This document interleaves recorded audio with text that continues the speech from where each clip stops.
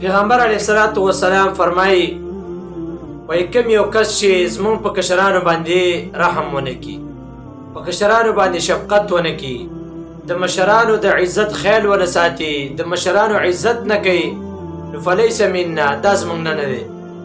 تاسې وګورئ دا مسافر دی، په یورپ ملک کې دی، په میټرو کې روان دی، خو دغه رنګې ولاړ دی، سپین ږیری دی، لاندې ځوانان ناست دي، لیکن بیا هم دلته سیټ نه پرېږدي چې سیټ باندې دی مشر کښېني.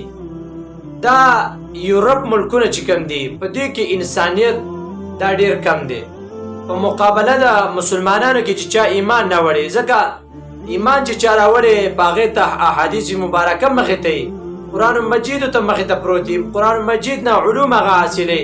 پیغمبر علیه الصلاة والسلام فرمایي کوم یو کس چې زمونږ د کشرانو باندې شفقت ونه کړي، د مشرانو د عزت خیال ونه ساتي، فلیس منا، دا زمونږ نه دی.